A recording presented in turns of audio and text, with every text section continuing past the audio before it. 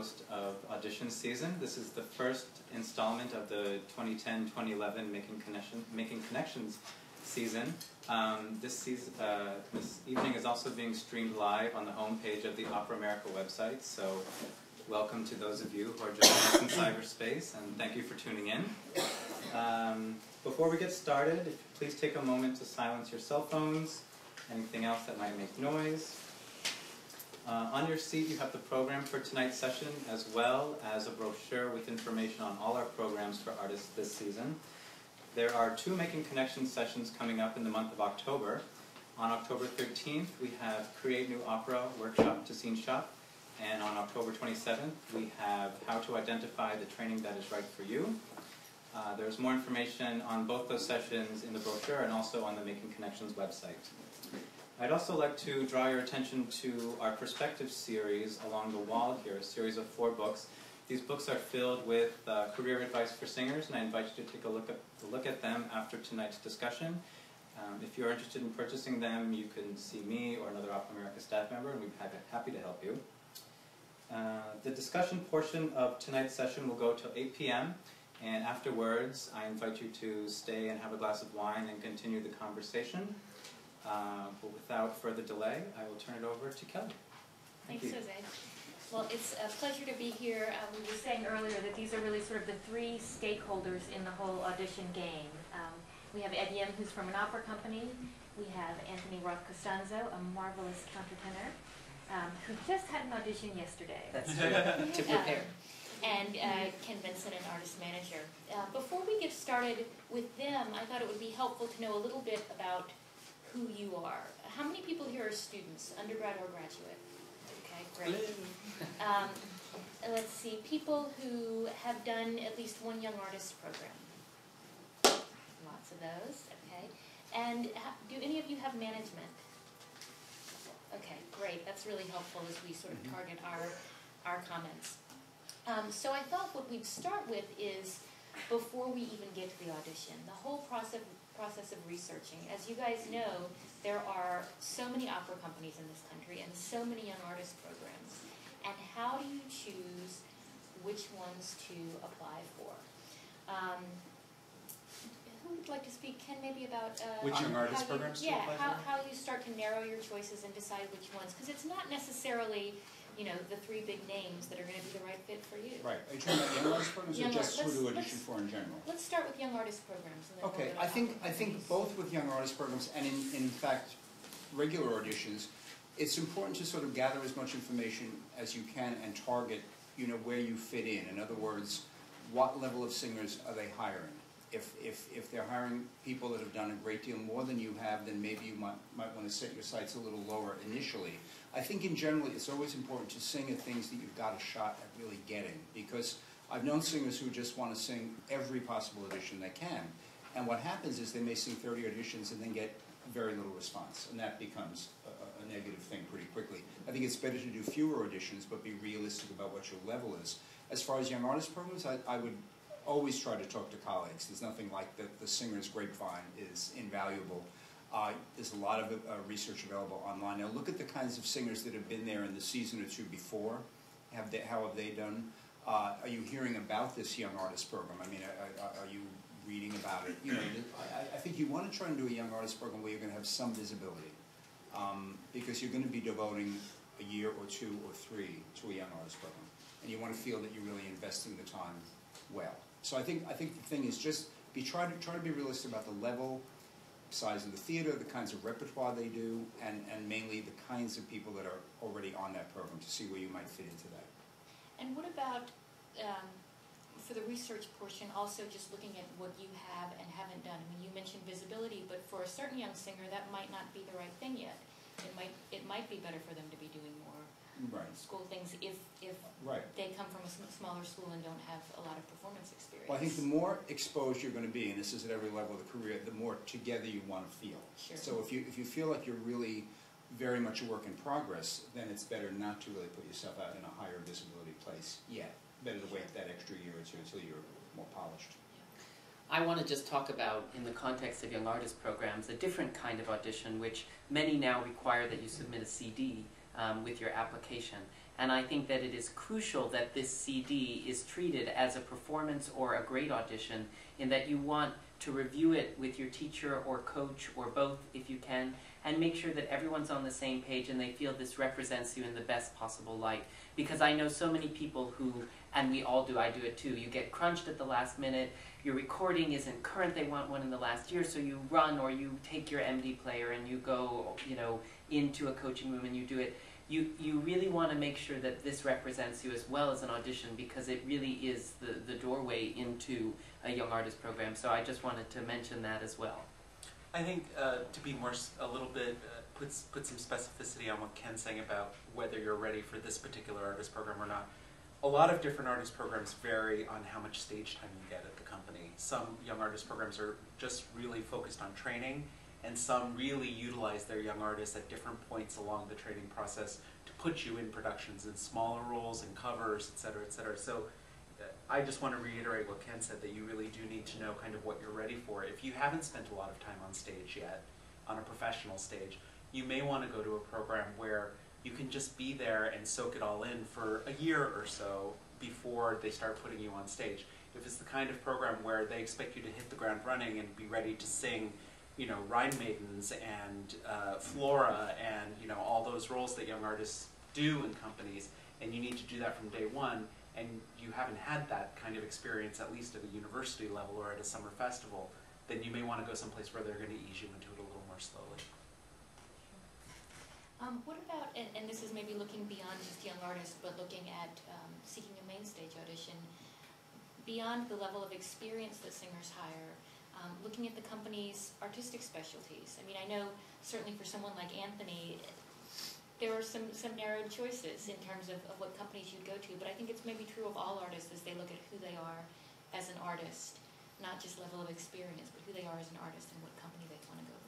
Absolutely. Anthony, would you like to talk about Sure. that? I think this connects a little bit to your repertoire when you're auditioning as well. And one thing which I think is really important, and please disagree with me if you think I'm wrong, this has always been my sort of mantra, is you want to sing things that you feel really represent you. I think that when you cater too much to a company when putting together your rep list, you can really get in your own way, because you wind up doing things you're not as comfortable with, or you're not as invested in, or you don't like as much because, well, but they do so much, you know, of this, and I should really sing some of this for them.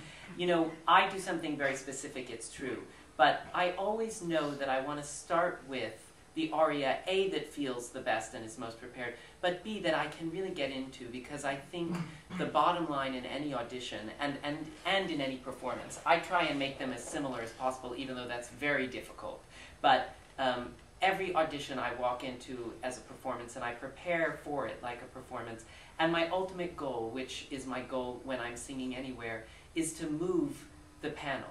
And it can be just for an instant, but I feel like what we do when we're singing opera, the whole point of this art form, is to move someone, and it can be for a split second. And when we go and have that experience at the opera where there's a second and we go, that makes the whole thing worthwhile. And I think it's true for a panel. This is my, from the singer's perspective, I think it's true from a panel. If they lose themselves for a second, and it doesn't mean that they won't be writing or doing what they do, but if there's one moment when they have an emotional reaction, then you've won. And so I think you really need to pick your repertoire, not so much because this company does a lot of Puccini and I'll get dust that Puccini off, but because it's something that really represents you.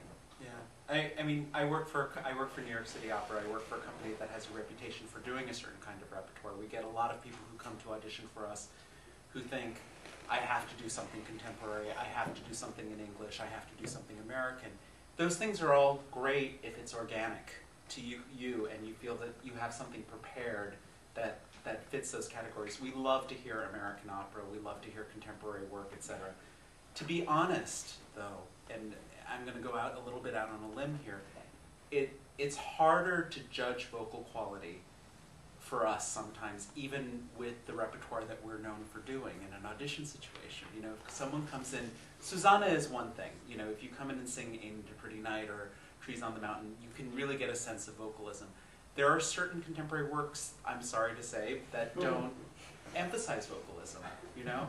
And that is not necessarily the best audition material, even if that's work we're interested in doing in the bigger scheme of things. So you need to kind of, the other thing that you do need to do your research, because a lot of people look at City Opera's history and say, oh, they've done this, this, and this, so I should sing something from those things, because administrations change, taste changes. You know, if you have a manager or a coach or a mentor or a teacher who can help you kind of suss out, you know, well, what's the current climate at this company? What are they interested in doing these days? That's a lot better than just going through past seasons and saying, oh, they've done this, this, and this. Right. You know, Chicago, the same kind of artistic direction has been there for quite a long time, and so there's kind of a consistency.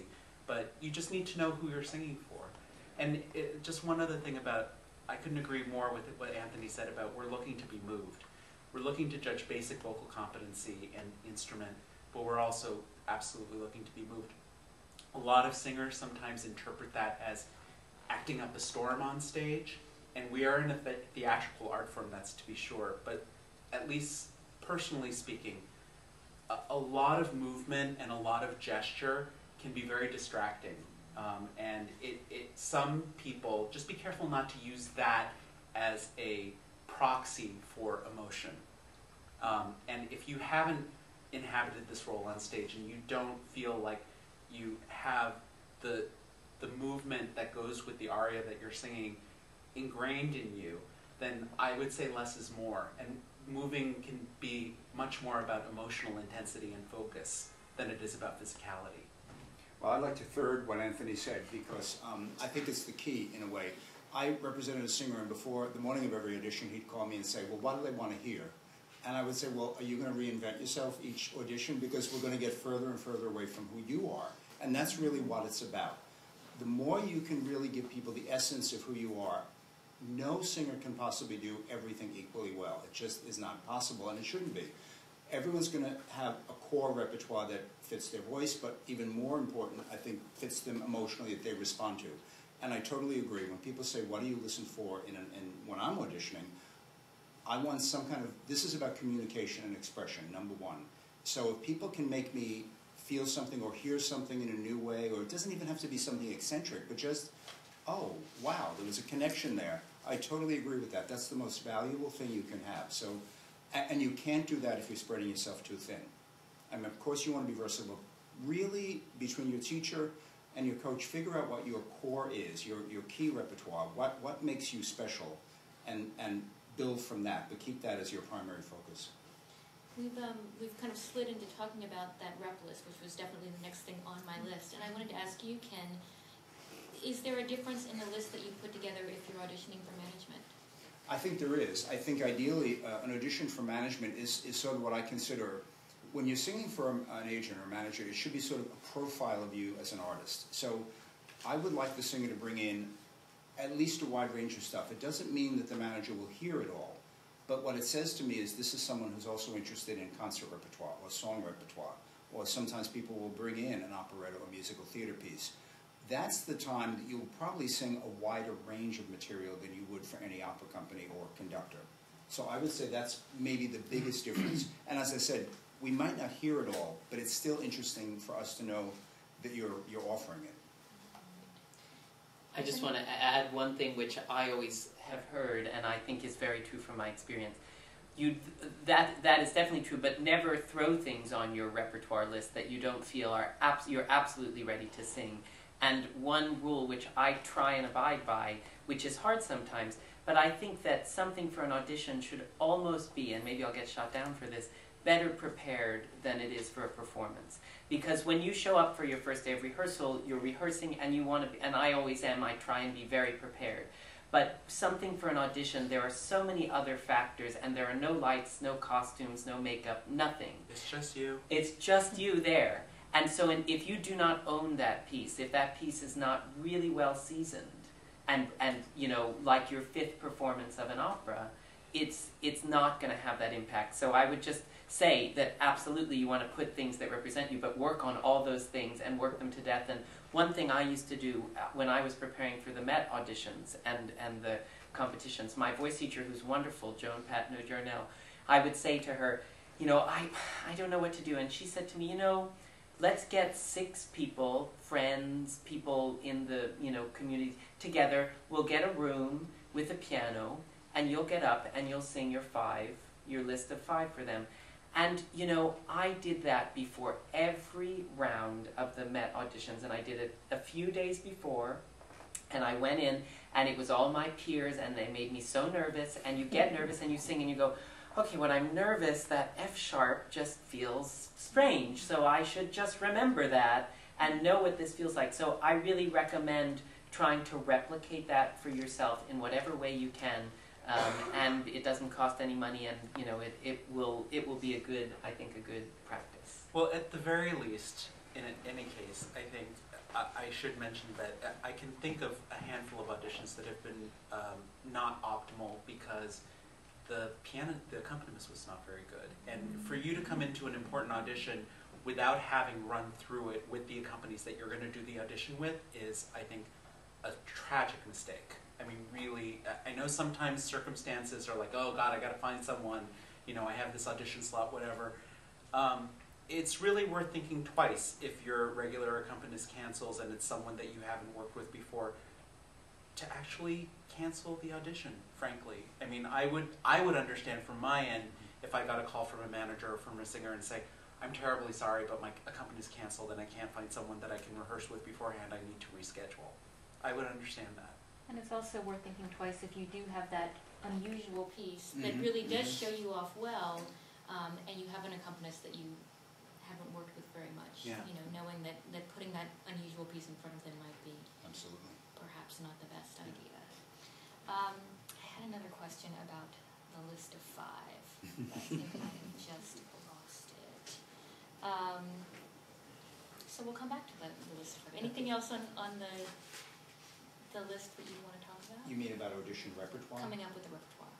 I mean, to me, it's key. It's one of the key things. If you get your, for want of a better word, your package, and it should be a package that works together. I mean, that's one of the really horrible things about auditioning, is you're required to do things in one audition that no composer would ever ask you to do in one opera.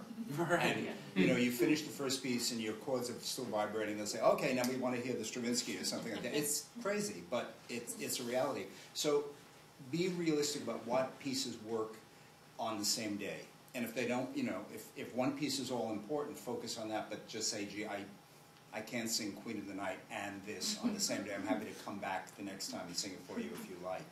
But no, I think knowing what works together, and obviously the obvious thing is obviously try to make them representative of different things. If you have a voice that moves, absolutely show it. If you're not happy in forward music, then don't show it. But I mean, it comes back to knowing your pluses and your minuses, and find that repertoire that plays to your strengths. Personality-wise, should fit first your voice, then your look and your personality, and then you've got kind of something that really feels comfortable when you put it on.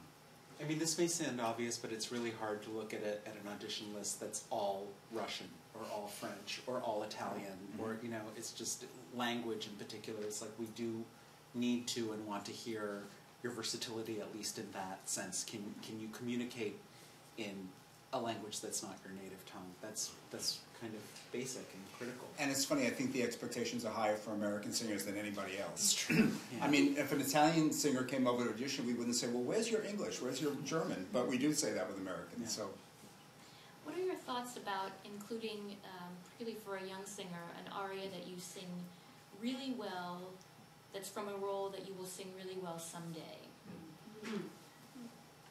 I can answer really quickly, and you can think and take it. I think you shouldn't offer an aria unless you're prepared to sing the role. Okay. Because it's just a teaser. I mean, if you do sing this excerpt, I mean, a lot of people can sing Visidarte who can't sing Tosca. And I don't think it really behooves you to sing that one moment well.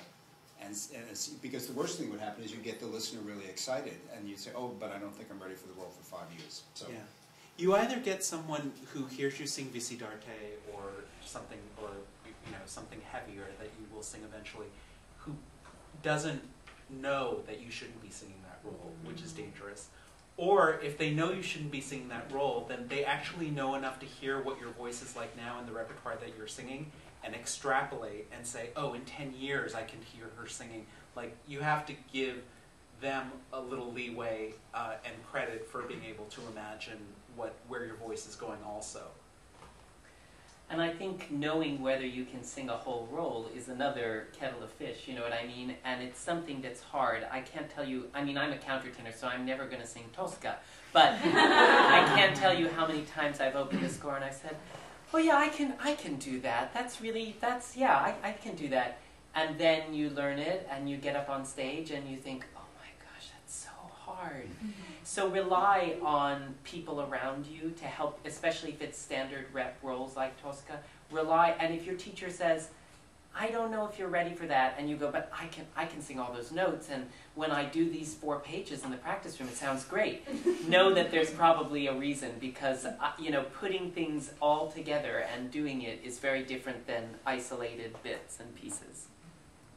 So much of a successful audition really has to do with all of this work ahead of time. Yeah. With the research, with the putting together the list, I mean, obviously the working on your craft. But let's talk about those 10 minutes now. Let's talk about walking in there and wowing them and what makes a successful audition. We'll step away from you know, highfalutin art for a minute and let's talk about clothes. Well, this may be a personal preference, but I get very put off by the extremes. I get very put off by singers who walk in extremely, like in an evening gown. I don't think that's appropriate audition wear. Maybe that's not news to any of you. I hope it's not. And then on the other end, which I don't think any of you would do, I don't like to see an auditioner walk in t-shirt and jeans. So I think something that's neat and professional and doesn't call attention to itself is what I'm looking for. You know, if a woman walked in a white blouse and a black skirt or black pants, and a man walked in, you don't have to wear a tie. I don't think that's necessary. But a button-down shirt and slacks, that's my ideal, because it takes the emphasis away from what you're wearing. It becomes a non-issue. We get to focus on you and the voice. The 2 words I wrote down when I thought about this question was something classy and understated. So that's actually very similar to what you're saying. I think you should look like you're taking the audition seriously. I actually prefer a more traditional look. I actually think suits and ties for men still give a sense of seriousness to it. And, you know, you can't go wrong for a woman with a great black dress and maybe, you know, 1 piece of jewelry or something. The thing to remember, though, is you only need 1 great audition outfit. I had 1 soprano who called it her audition uniform. That's fine. If you have an outfit that works for you, in fact, it's sort of part of the whole process. When you get up that morning, it's like vocalizing. You know that you're in audition mode because you're putting that outfit on. So much more important to find 1 great outfit that works for you. But I do feel, if anything, I've seen it get more and more casual over the last couple of years. And, you know, that's fine. Life will go on. But when someone comes in that looks really serious about it, I think it makes a really great impression. and I just want to say 2 things. I think that whatever you put on, there should be nothing that's distracting. One thing that I always do, for example, and this is probably just an obsessive-compulsive thing, but you know, sometimes me, sometimes in a suit, your pocket gets sort of tucked into itself or something strange. I really believe that those kinds of things can be distracting. You know, if your tie, which I'm sure mine is right now, is all splayed like that, you know, those kinds of things can be distracting. So just take a second before you go in to check that your fly is up and all of those kinds of things. But the other thing that I want to say and try and articulate well is that I think you should always be formal and humble, both in your comportment and in what you're wearing. You know, nothing garish, nothing flashy. But for someone like me, I'm a small guy, I'm very sort of strange looking, and I'm a countertenor. So I always wear a suit. And I do that because if somebody like me walked in what I'm wearing now, which I would not wear to an audition, tight jeans and a t-shirt, it just sort of, you go, oh right, I get that. I see what he is. He's one of those young, hip, slim, you know, I want to remain a little bit more malleable than that. Now, if I were a tall, sort of bigger, you know, leading tenor type, then maybe I would wear dark slacks and a button-down shirt and a blazer, you know. But I think you have to really be aware of yourself and how people can sort of mold you into something. When I'm in a suit and I have worn the same suit And for the past, well, to be honest, it's a suit I got for my 16th birthday. It's brought you a lot of good luck. It's brought me a lot, but I worn it every time. And something else someone told me is, It's working. if you have an audition and you go in for the callback, maybe change your tie or your shirt, but don't put on something totally different because they want to remember you. Yeah. They don't want to see a new person. What do you guys think about the practice? Oh, sorry.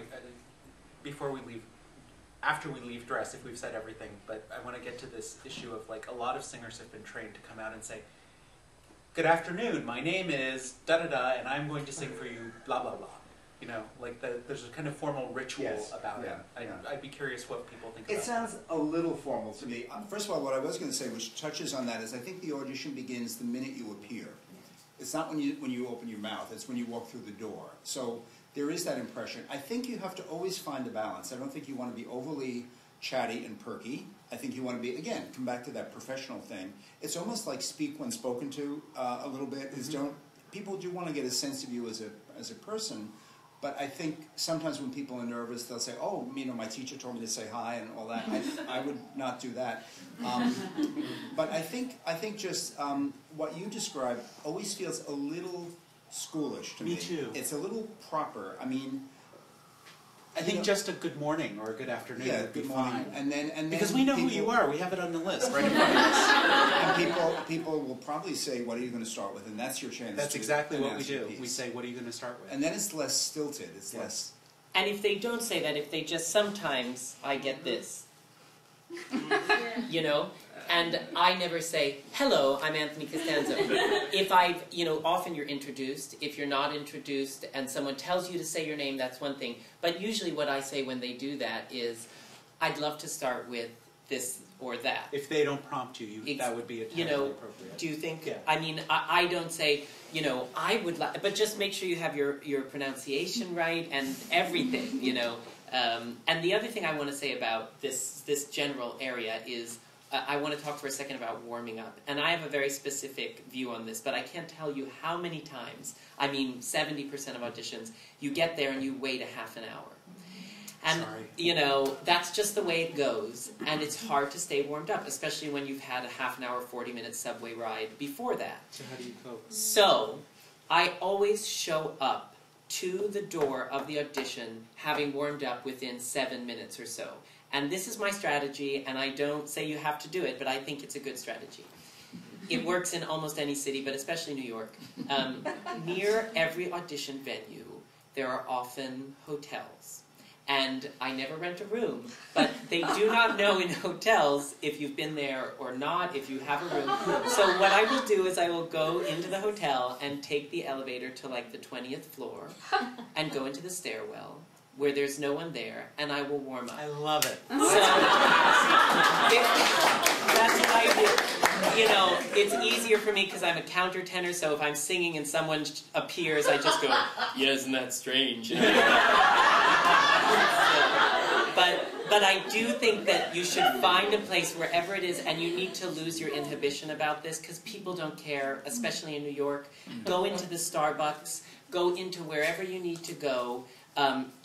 Try not to do it on the street only because people walking, the people could be going into the audition who are going to hear you on the street, and that I'm not crazy about. But find your place to warm up. I can't tell you how many times, Lincoln Center, Bed Bath & Beyond, basement, bathroom, really good, very quiet.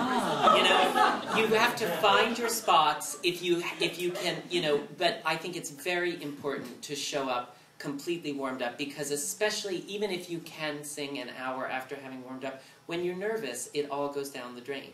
And just to know for yourself, I just warmed up, and it was fine, and I'm okay. I think that's incredibly important. And most houses will schedule you will say, "We need you to be there at 1:30, when you're actually scheduled for 1:45. I'll just tell you now. So you don't need to show up before 1:30. If you've been told to show up at 1:30, that's what we mean. And it means that you probably will wait 15 to 20 minutes at the very least. So don't worry about getting there before the time that they told you.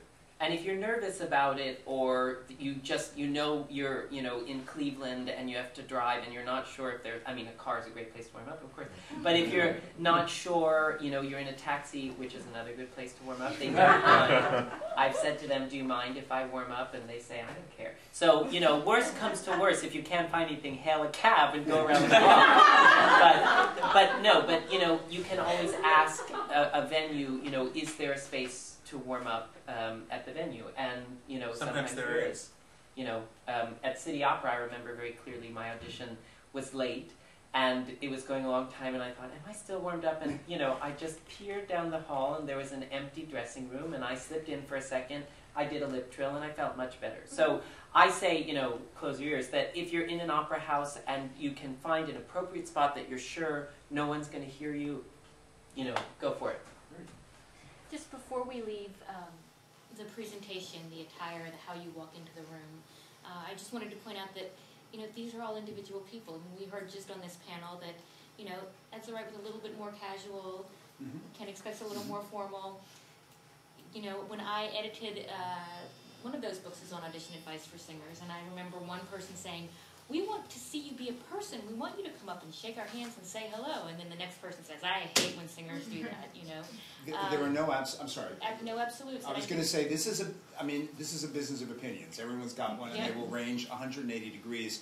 I think the only advice I can give you is take it in, process it, keep what feels good. If you hear the same thing over and over, then you do want to pay attention to it. Yeah. But otherwise, if you hear completely varying things, it comes back to what feels right for you. Yeah. And just because I feel comfortable and respectful of men dressed, for example, just in a button-down shirt and dark slacks, I would err more towards conservative rather than if you hear a bunch of opinions, play it safer rather than more risky, if you see what I mean. And on the other hand, if I was loving a singer, I wouldn't reject him because he wasn't wearing a tie. I mean, then it would become immaterial. Yeah, I think avoiding the extremes is great advice. It's a good rule of thumb. But the other thing is that, it's a big business, but it's a small business. Yeah. You can probably find out the preferences of the person that you're singing for. So, see what you can find out.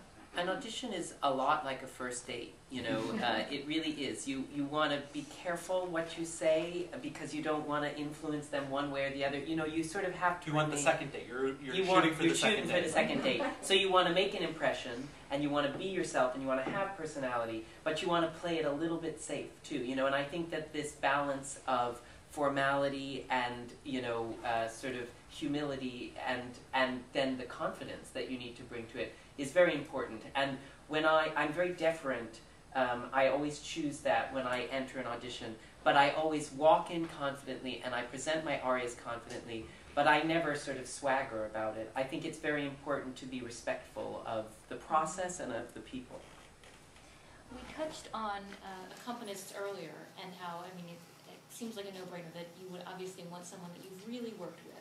But that's not always possible. Right. Some young artist auditions, particularly, are using their accompanist. So how can you best prepare yourself for success when you have this quick blind date with an accompanist? Well, something that has, I think what you're outlining is wonderful. I've heard, as far as preparing for an audition, there are some people who do the absolute other extreme where they don't even have the audition schedule. I've been hearing more and more people sitting out all day and crashing an audition, which I think has got to be the most nerve-wracking experience I can imagine. My stomach... We wouldn't accept it. No, that wouldn't be possible, but when in the frenzy of December, when you sort of have 4 companies at NOLA at one time and people are just ricocheting back and forth, it gets kind of chaotic. And if they have a cancellation and 10 minutes to fill, they'll say, "Okay, come on and sing." And that's exactly where you need to grab a pianist from here. There's a bunch of pros who can just play anything in New York, but obviously you still want to grab that 30 seconds with them. You want to waste as little time as possible in the room. That is not a good thing if you can possibly avoid that. I would say if you're having a blind date with a pianist, maybe leave your most difficult music aside. Don't do Stravinsky that day. If you have music that needs to be marked, make sure it's really clearly marked. There's no avoiding it if you're just trying to go for that just that extra shot, If you're doing an audition situation where the company said, "We're putting our pianist on stage with you, it will be Joe Black, and he's on our staff, and he'll be playing auditions all day," I'm taking this a little off the top of my head because we generally almost always have people bring their own accompanist, but I'd be curious what you think of this. If an auditioner who was being assigned a pianist actually took the trouble to send the rep list and the two pieces that are unusual ahead of time, I would certainly give that to our staff pianist and say, you know, just a heads up. They may not be able to practice it, you won't be able to practice together necessarily, but if it's tricky, they'll look at it beforehand, I think. Yeah. I have had many an audition from the very beginning with young artist programs. Do I bring my own? I'm doing all this handle and I this and that and the other, and sometimes they don't want you to. They say, we prefer that you use our pianist, in which case if they say that, I generally don't say, oh, but I really want to bring my pianist. If they say, we really prefer that you use our pianist, but if you must, you know, please let us know ahead of time, I generally accept it. My rules of thumb are that this is part of the audition, and I do believe that people observe your behavior, and they're looking for you to be a real, normal person. So I think that... So fake it. Fake it, no. I mean, but when I go over to the accompanist, I agree. One sentence, really you should be able to say what you need to say. However, I do think it's important. I've always thought it was important. Maybe you guys will disagree. I always say, hi, I'm Anthony. Because I think it's important that you treat your accompanist as a person as well, and that when people see that, they go, oh, well, okay, this is a person I'd like to hire. That does add up, yeah. And I think in the same way, when you're finished with a piece, you're not taking a bow, but I do think it's nice to at least acknowledge your accompanist by looking at them to sort of say thank you, or even if it sucked, you look over and you say thank you. And the other thing is that I have been in an audition with a Handel aria where the accompanist just has gone haywire, okay? It happens. They know it happens. If he's been playing for them all day, which is most of the time when you have an accompanist you don't know, they've been playing the whole day, they know what he's good at, what he's not good at. They know he's bound to make a mistake. In that situation, it is very important that you show what would happen if you were on stage in an opera and the orchestra got off, which happens all the time. You need to lead them into safety, and if you do that successfully, you get major bonus points. Yeah. Because they know, oh, he can't play the fast stuff.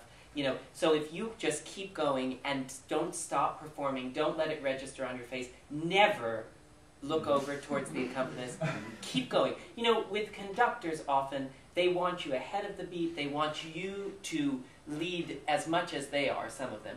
And so, you need to do that with your accompanist, especially if they're lost. And the other thing is that accompanists will change tempo if you slow down or speed up as much as you can. If you don't like the tempo, sing what's good for you and get it where they'll catch up. And I think it's important that you don't start speeding through this aria that you can't sing that fast, botch an audition, because you didn't want to sort of slow down the accompanist or have a moment of not being together. It's better that you sing it the way you can. And these guys will know what you're doing. Well, I'm a big believer in staying your ground, because to me, if things are going wrong and the singer is staying on track, I agree. I give major points for that. I think a smooth recovery, wins a lot of points with me. I do agree that just be a human being as much as possible, no matter how nervous you are, because whether consciously or unconsciously, I've always thought that an opera company, when they're auditioning a singer, is on some level thinking, how would this person be to spend 4 or 5 weeks with? And if they get any weird signals right off the bat, that's probably not a good thing. And again, to the point of accompanist, I would always say, introduce your accompanist. It's funny in New York because there is this group that everybody knows, and they probably played 20 auditions that day, so you may not. But say, do you know Craig Ketter, or of course you know, whatever. I just think acknowledge that person's in the room and is part of this process. Yeah. And something that's just a little to the side of this conversation, but the being a human being part of it. The audition monitors will talk to the people that are hearing the auditions, and how you treat them can come back to you. And if it doesn't come back to you in this audition, that person's probably going to be casting somewhere in 5 or 10 years. Yeah. Well, this is an issue that can explode out into a very important issue for all of you as young singers, which is that your job is to sing as beautifully and as movingly as you can. But part of your job really is also to be a good colleague. And person to my left to give an indication of someone who has mastered both sides of that art. If you're a pleasure to have around, if you're considerate of the staff, if, to a certain extent, if you don't assume that certain things are going to be done for you, but you are humble and ask for, oh, I hope this isn't too much trouble, but, that little phrase can get you so much further, not only in what you need, but also in whether the company feels like they want to make you a part of the family or not. So it's not just about auditions, it's about, once you get there, too. Right. Well, it's under the category of life is too short because, there may be 3 singers that are equally well qualified for a role. But if someone has proved himself to be a good colleague and arrive prepared and be, just be a great colleague with your cast members, I think it goes a long way. It can make all the difference. And especially towards re-engagement. That's when it really comes into play. And I just want to mention one thing in this context, which is don't be late. And one way that I am never late is that I always go, I got to get to the hotel so I can warm up. And if I'm late, which happens because of the subway sometimes, I remember being 19 and going to my Music Academy of the West audition, and I was on a subway, and it just stopped for 20 minutes, and I wanted to kill myself. But now I always have that 20 minutes to warm up in the hotel. But if my subway's 20 minutes behind, well, you got to skip it, but you're not late. And I think that that's the advantage of warming up in the area because you build in a little bit of buffer time and be realistic about it and show up always 15 minutes early because they often are running ahead of time. And, also I often have gone into an audition where I literally walk in the door and they go, oh, good, we're ready for you. And if you need a second, this goes to what you were saying, don't go, but wait a minute, you just say, okay, great. I just need 1 minute, and I'm going to get myself together, and then I'll be right with you. And you need to do what you need to do for yourself, but you have to find a way to be as Machiavellian as you can. Think of it in a ruthless kind of way if you have to, but just find the way to be gracious and graceful and make that person feel like, oh, okay, I'll do anything you want.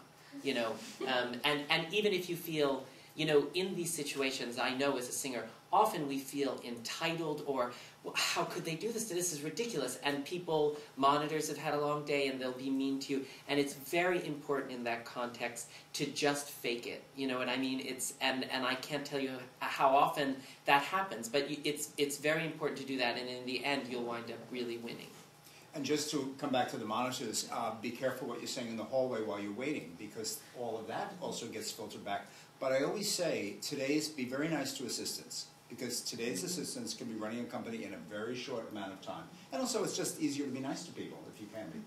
I was working for an opera company. This is a funny story. I won't say which opera company, but once I got to know people, I had heard stories that the monitor, who of course goes through all of the casting decisions, sits in on everything. They may not say, I think you should take this person, but they're there taking notes, doing administrative stuff while the decisions are being made.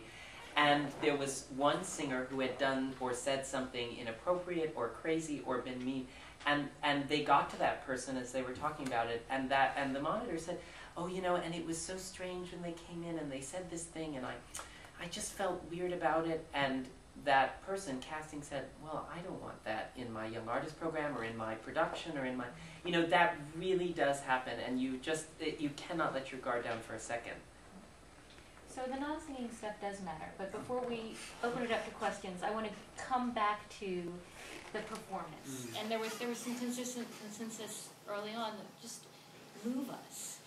But I wondered if there were any more specific things that you wanted to say about what it is that you're listening for.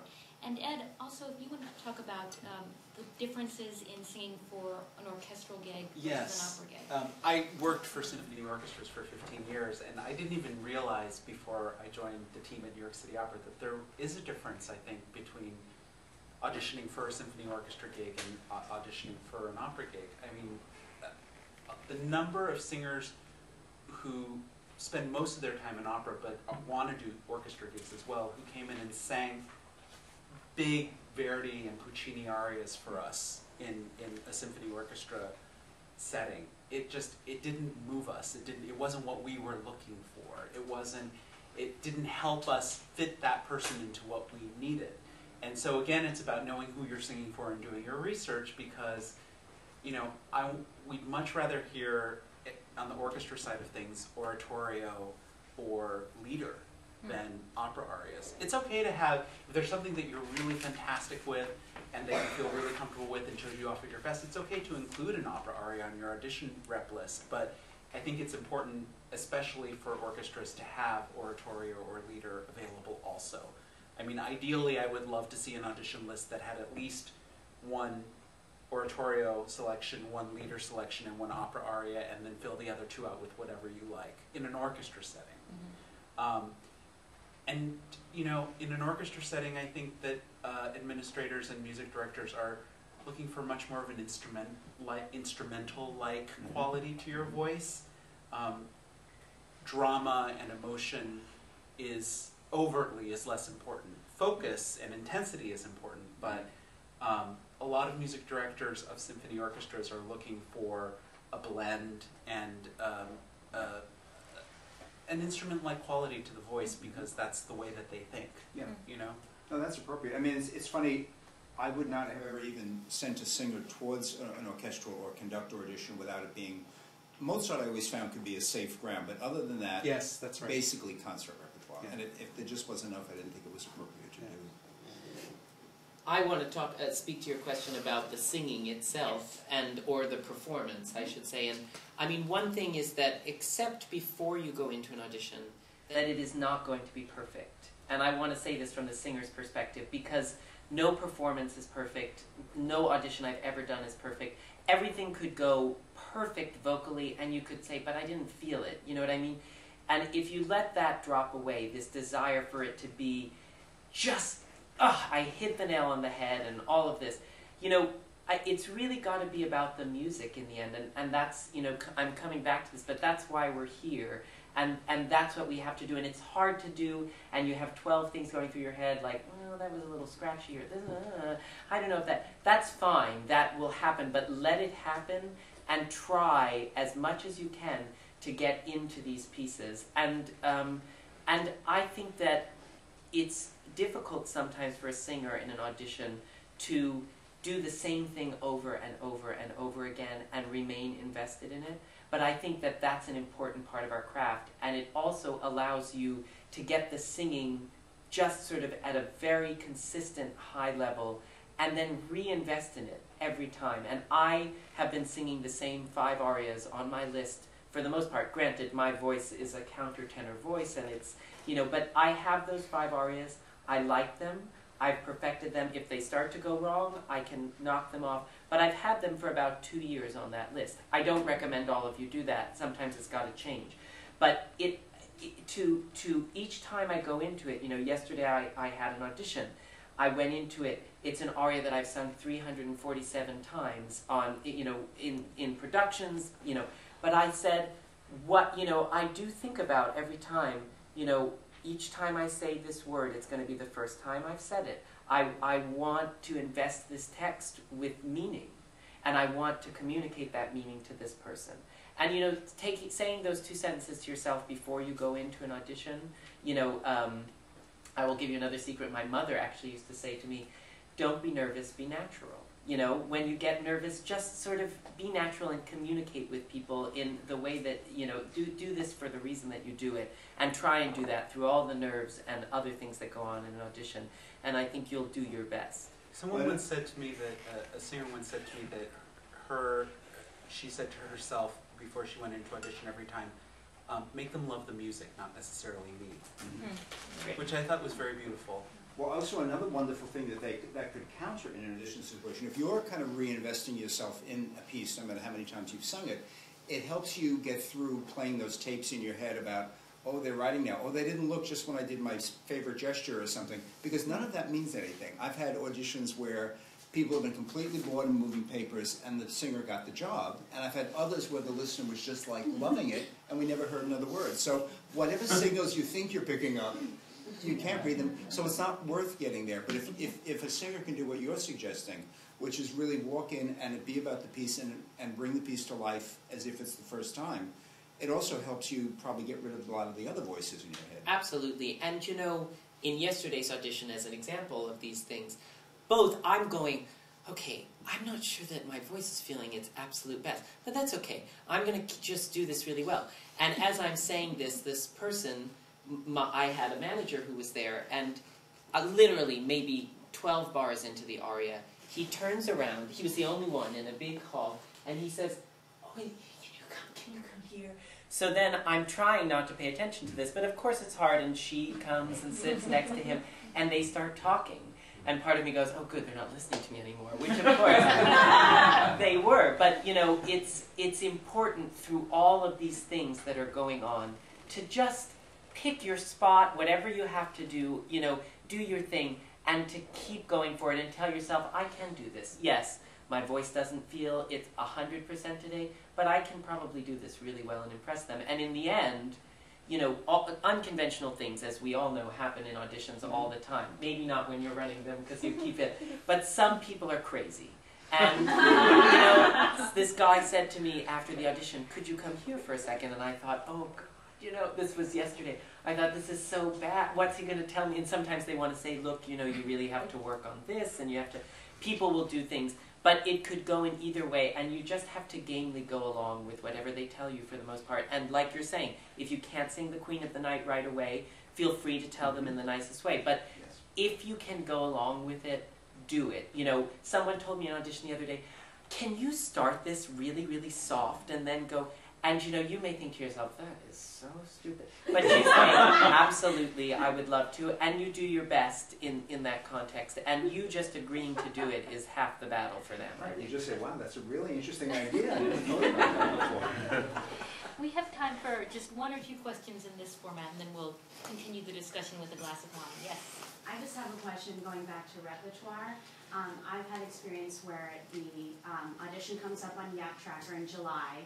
You apply, you write down your 5, then November 1st, they're like, we want you on Friday, and you look at those 5 and you're like, ooh.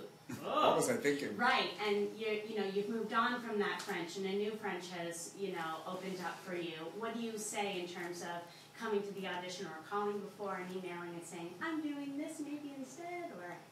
I think for the most part, if you show the what's the word, the Comparable, or? If you show the initiative to go to them and say, I'd love to come sing for you. My rep list has changed very slightly. You know, is there anything in particular on the old rep list that you needed to hear, or is this okay instead? Okay. I would be fine with that. I would totally be fine with that too. I mean, because in a way, I like the idea that it's evolving and the singer has found something that fits even better. So I would certainly at least make the attempt to adjust the word. And if they say, no, we really needed to hear, you know, Va, that was on the original list, then I would, you know, ask yourself, am I still comfortable doing that? And if the answer is, yeah, I think I am, then go for it.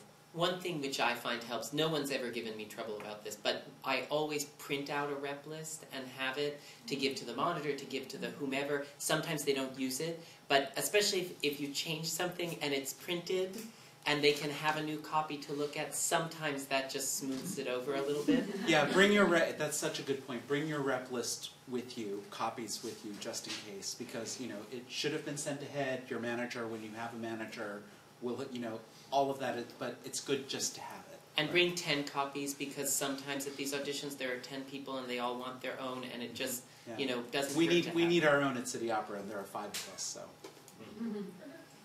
One more question? But in the back. How much movement do you like to see at an audition from the performer? The question was about how much movement at an audition. Someone told me many years ago, do as much as you're comfortable doing in that moment. I think if Ed said earlier, I don't think you want a fully staged performance in an audition. But sometimes on a given day, your response to a piece might be more emotional, more overt. So I think more than movement, it's more of, people do want to get a sense of you that you're a performer.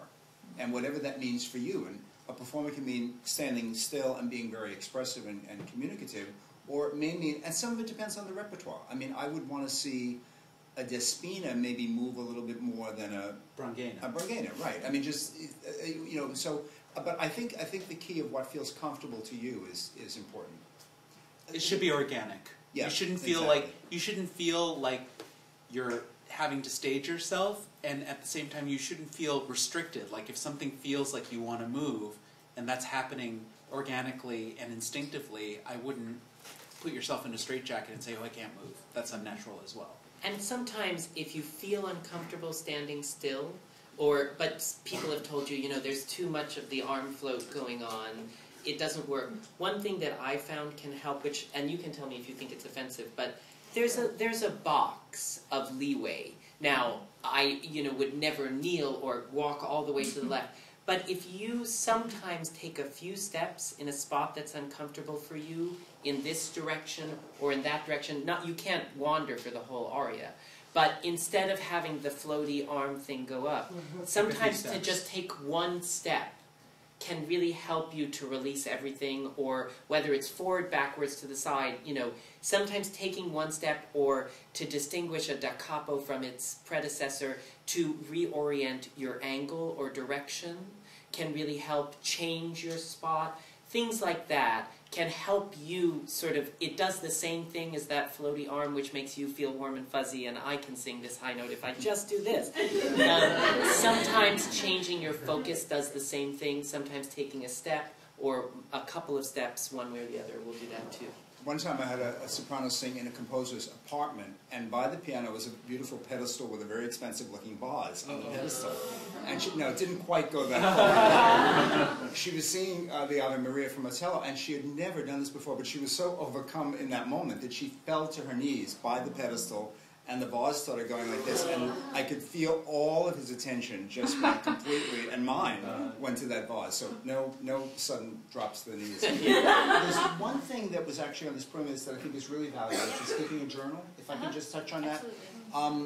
Do keep a record in whatever form you keep it, because it's great to know who you've sung for, what you sang, if there was any particular reaction. Because that way if they come up again in a year, you'll know, is it worth singing for them? And also, if you do eventually get with management, that's an incredibly valuable tool for a manager to say, okay, where do we start? Who knows you? How did it go? When did you last sing for them? And also just helps you build your network.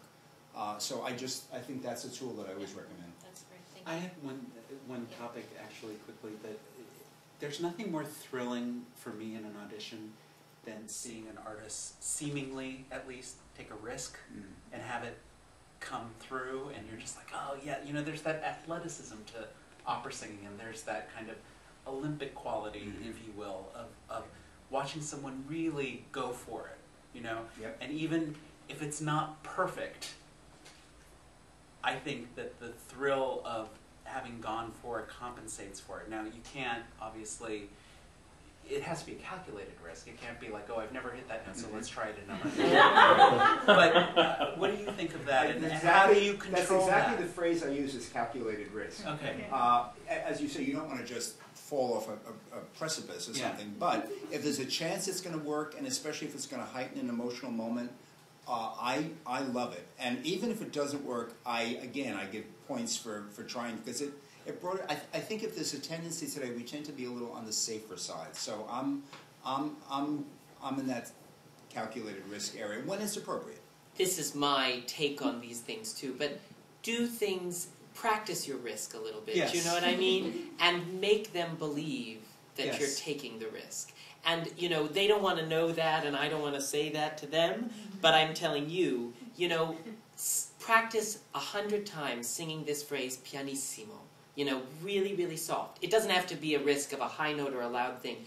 Something like that. And I find that doing that and bringing people in is really great. And then when you do it, make them believe that you're going, just like anything. I'm, okay, I really feel this, and I'm going to bring them in, and there they are. And that was the risk. But you've practiced that 100 times. But it's true. You want to make people be like, oh, this Absolutely. is an artist, and they're creating something in front of us. Yes. And you know what? The artifice that you described is part of the artistry. Yeah. It's very intertwined. Yeah, not just in auditions.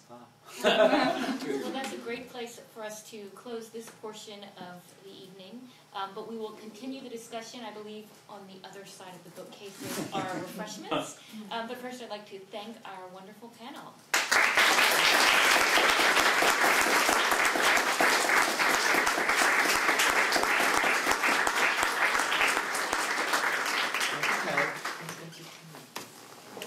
The things that I know, there's somebody's